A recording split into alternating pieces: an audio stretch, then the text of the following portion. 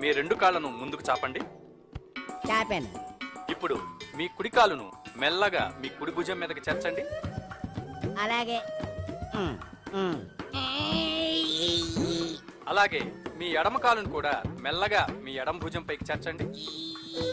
ఇప్పుడు మీ 2 చేతులతో నమస్కరించండి. ద్విపాద శిరాసనం ఎలా వేయాలో చూశారు కదా, చూశాను. ఎలా తీయాలో వచ్చే వారం తెలుసుకుందాం. Until then bye. ఎలా తీయాలో వచ్చేవారు చెప్తావా? ఆమె చెప్తాడే.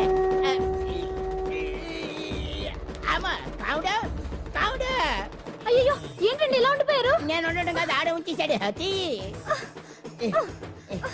రావట్లేదండి. రావట్లేదా? నువ్వు కావాలని తీయట్లేదా? అయ్యో రావట్లేదండి నిజంగానే. వెళ్ళు, బయటకు వెళ్ళవనని పిలు. ఆడతో దండం పెడుతున్నాడు ఏంటి? మెల్లగా మెల్లగా.